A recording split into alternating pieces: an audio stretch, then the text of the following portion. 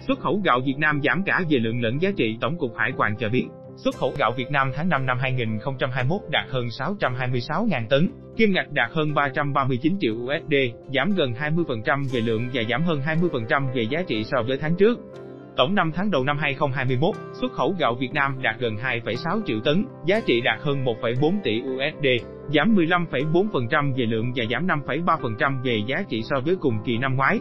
Theo Cục Chế biến và Phát triển Thị trường Nông sản, Philippines vẫn là thị trường tiêu thụ gạo lớn nhất của Việt Nam trong 4 tháng đầu năm nay với 35,6% thị phần khi đạt hơn 715.000 tấn, kim ngạch hơn 381 triệu USD, giảm 20,7% về khối lượng và giảm 4,9% về giá trị so với cùng kỳ năm 2020.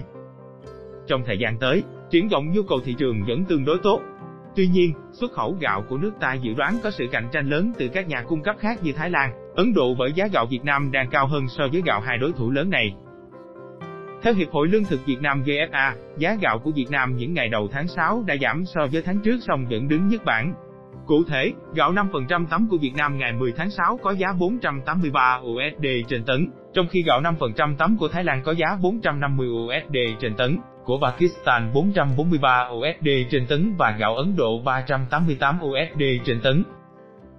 Gạo 25% tấm của Việt Nam ngày 10 tháng 6 cũng có giá cao nhất khi ở mức 463 USD trên tấn, kế đến là gạo Thái Lan với 430 USD trên tấn, gạo Pakistan có giá 383 USD trên tấn, trong khi gạo 25% tấm của Ấn Độ vẫn đứng ở mức 358 USD trên tấn.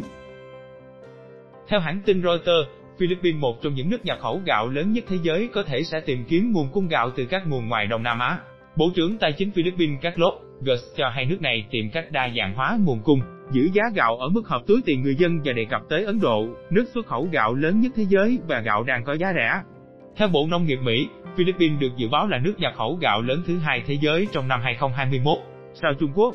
Nhà cung cấp gạo truyền thống của Philippines là Việt Nam. Philippines cũng thường mua gạo từ Thái Lan, thi thoảng mua gạo với lượng nhỏ từ Ấn Độ và các nhà cung cấp khác ngoài Đông Nam Á. Tìm cách đa dạng hóa nguồn cung và kiềm chế lạm phát thực phẩm, Philippines đã hạ thuế nhập khẩu gạo. Giá nhập khẩu gạo trung bình phần lớn từ Việt Nam giảm 12,7% xuống còn 19.312 peso trên tấn, tương đương 404,82 USD trên tấn trong tháng 5, so với mức 22.110 peso trên tấn ở cùng kỳ năm 2020 và 22.119 peso trên tấn trong tháng 3. Theo Reuters, giá xuất khẩu gạo của Việt Nam giảm do khách hàng chuyển sang các nguồn cung gạo giá rẻ hơn từ các nước ít ca lớn khác. Tại thị trường trong nước, theo VFA, giá lúa thường tại ruộng đầu tháng 6 có giá bình quân hơn 5.800 đồng trên kg, giảm hơn 300 đồng so với thời điểm cuối tháng 5. Lúa thường tại kho có giá bình quân hơn 6.800 đồng trên kg, giảm 300 đồng. Còn gạo 5% tấm có giá bình quân hơn 10.600 đồng trên kg, giảm hơn 300 đồng. Gạo lứt loại 1 có giá bình quân gần 9.400 đồng trên kg, giảm 275 đồng trên kg so với hồi cuối tháng 5.